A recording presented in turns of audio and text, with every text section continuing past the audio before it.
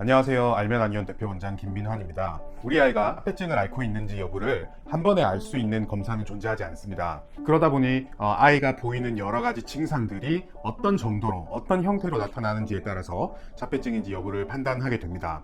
그런데 문제는 자폐증 아이들이 보이는 이런 여러 증상들이 자폐증이 없는 건강한 아이들도 어린 시기에 보일 수 있는 증상들이라는 점입니다. 그래서 정확하게 자폐증을 진단하는 것이 어려워지기도 하죠. 자폐증은 아이가 어릴 때 치료하면 할수록 훨씬 더 효과적인 것으로 알려져 있습니다. 그래서 조기에 자폐증을 발견해서 치료를 하는 것이 상당히 중요하다고 할 수 있습니다. 이번 영상에서는 영유아기에 자폐증을 의심할 수 있는 그런 여러 가지 증상들에 대해서 알아보고 만 16개월 이상 30개월 미만 아이들에게 적용할 수 있는 MCAT 검사에 대해서 알아보도록 하겠습니다. 그리고 이런 검사들의 정확도를 조금 더 높일 수 있는 참고 사항들에 대해서도 간략하게 알아보겠습니다.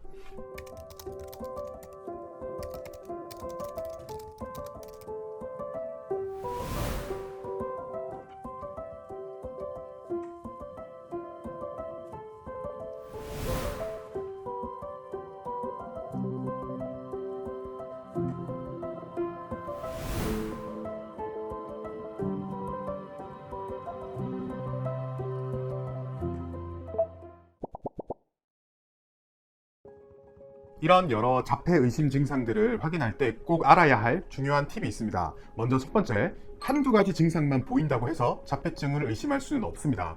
예를 들어서 아이가 아직까지 언어 표현이 되지 않는, 즉 말이 아직까지 나오지 않은데 상호작용은 원활하게 보인다. 그러면 자폐증이 아닌 것이죠. 그리고 두 번째, 말이 느린 것, 즉 표현 언어가 늦게 나타나는 것은 자폐증의 진단 기준이 아닙니다.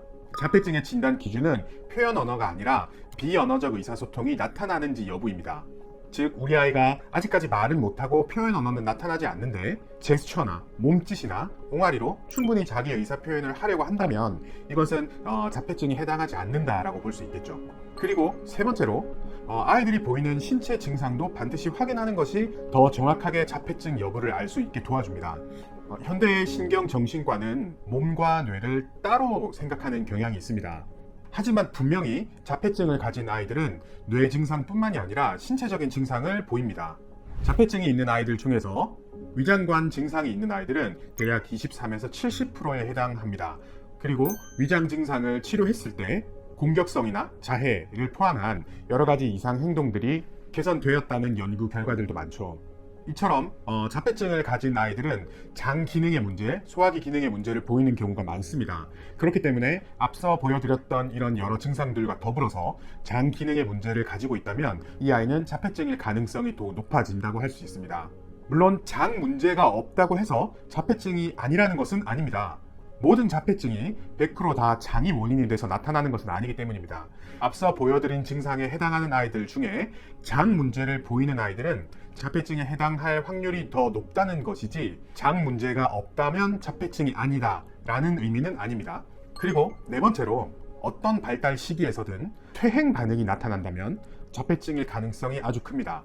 퇴행 반응이라는 것은 아이가 스스로 할 수 있던 행동들, 할 수 있던 발달 단계가 갑자기 뒤로 후퇴하는 현상을 말합니다. 어느 순간 갑자기 말을 하지 못한다거나 눈맞춤을 했던 아이가 어느 순간 눈맞춤이 사라지는 이런 현상을 말하는 것이죠. 이런 퇴행 반응은 자폐증이 보이는 고유한 특징 중에 하나입니다. 꼭 검사를 받아보길 권장드립니다.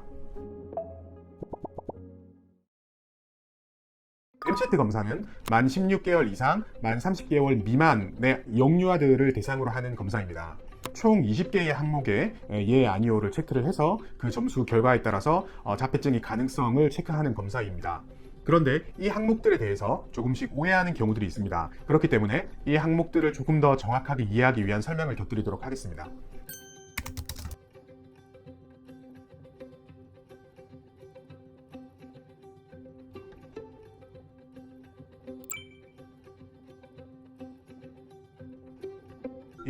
방 안에서 엄마가 어떤 사물을 가리키면 그 사물을 쳐다보거나 자기도 따라서 가리키거나 사물을 쳐다보면서 이야기를 한다면 예에 해당합니다.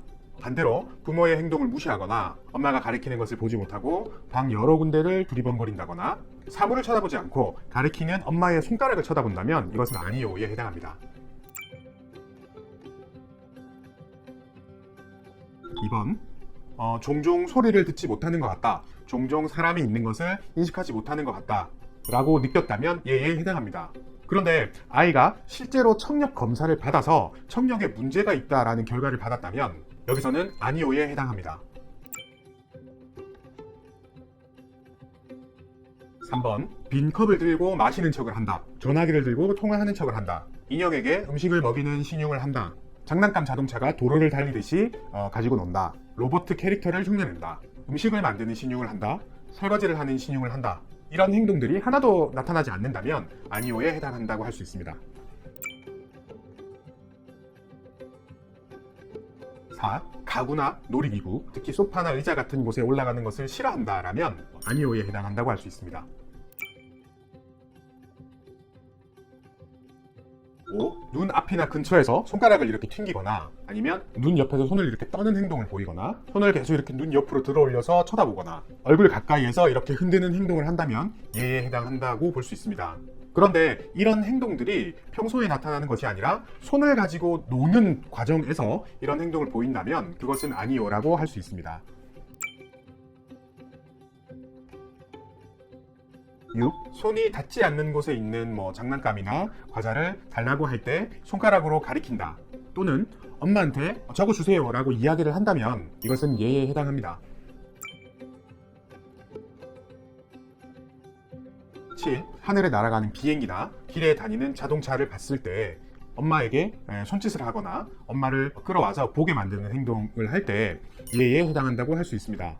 이런 행동이 도와달라고 하기 위해서 하는 것이 아니라 본인이 좋아하는 것을 엄마도 보게 만들기 위해서, 즉 본인의 관심사를 공유하기 위해서 이런 행동을 보이는지를 확인하는 항목입니다. 8. 다른 아이랑 놀 때 다른 아이를 쳐다본다거나 다른 아이에게 미소를 짓는다거나 다른 아이에게 말을 건다거나 옹알이를 한다거나 처음에는 수줍어하지만 조금 시간이 지나면 익숙해져서 같이 놀려고 한다거나 기타 다른 방법으로 다른 아이에게 흥미를 보인다면 이것은 관심을 보이는 것이라고 할 수 있습니다. 9. 이 항목은 엄마에게 도움을 청하기 위해서가 아니라 본인이 만든 것, 본인이 좋아하는 것, 본인이 가지고 있는 것을 엄마한테 보여주기 위해서 이런 행동을 하는지를 확인하는 항목입니다. 10. 호명 반응이라고 하죠. 아이를 불렀을 때 아이가 쳐다보는지 대답을 하는지 하고 있던 것을 멈추고 옹알이를 하는지를 보는 검사입니다. 이때 주의할 점이 아이를 부르면서 아이를 툭툭 건드린다거나 아니면 아이가 볼 때까지 계속 불러서 결국은 보게 만드는 것은 호명 반응이 있다고 할 수 없습니다.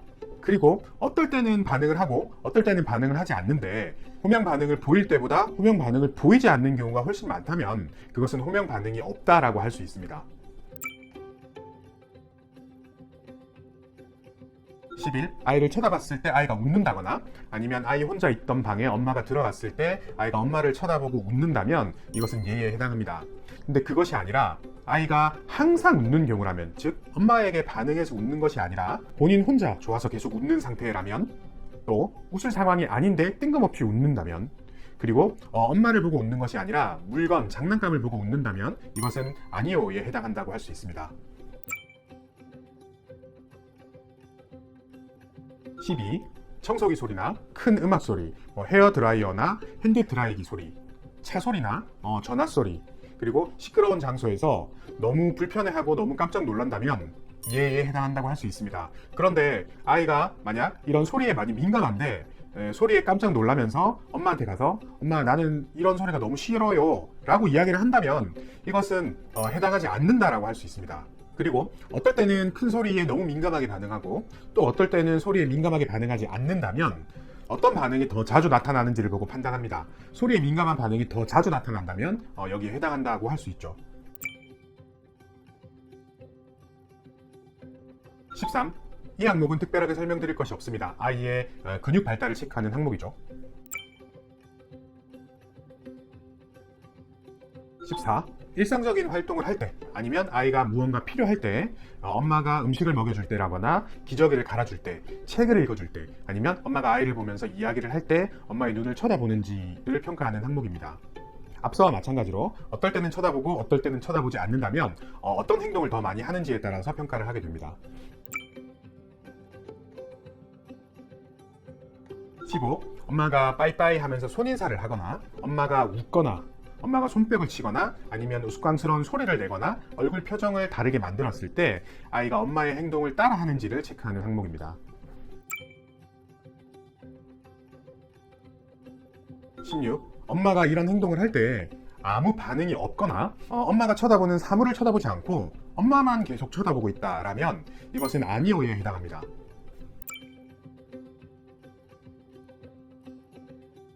엄마를 잡아 끌거나 엄마를 부르지 않더라도 칭찬을 받고 싶어서 엄마를 계속 쳐다보거나 엄마가 나를 보게 만들려고 특정 동작, 특정 행동들을 한다면 이것은 예에 해당합니다. 8.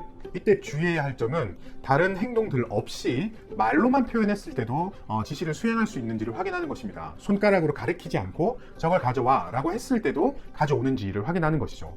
그리고 상황적인 단서를 주지 않았을 때도 그 지시를 수행할 수 있는지를 확인해야 합니다.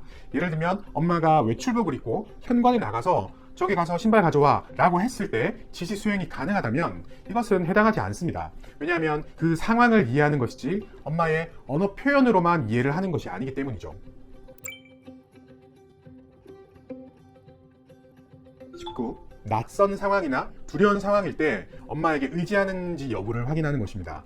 낯선 상황이나 두려운 상황이 생겼을 때 낯선 사람이 자기한테 다가왔을 때 엄마를 쳐다보거나 엄마를 쳐다보지 않더라도 엄마 가까이에 가거나 엄마 뒤에 숨거나 이런 행동을 보인다면 예에 해당합니다.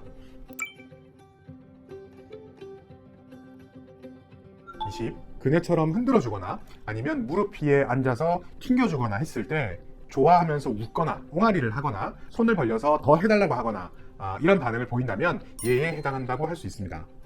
이런 20가지 항목을 평가해서 총점이 8에서 20점에 해당한다면 자폐증일 가능성이 높다라고 할 수 있습니다. 그런데 명심해야 할 것은 이런 검사는 자폐의 가능성을 보는 것이지 자폐를 확진하는 검사는 아닙니다. 8에서 20점 사이가 나왔다고 해서 이 아이가 반드시 자폐증이라고 할 수는 없다는 의미죠. 다만 이 점수에 해당하는 아이들은 자폐의 가능성이 높기 때문에 조기에 의료기관에서 검사를 해볼 필요가 있다라고 받아들이시는 것이 좋습니다. 자폐증은 조기에 치료하면 할수록 더 효과적입니다. 여러 선별 검사에서도 높은 점수를 받았다면 조기에 의료기관에 방문해서 적절한 검사 후에 적절한 치료를 받으시길 권장드립니다. 감사합니다.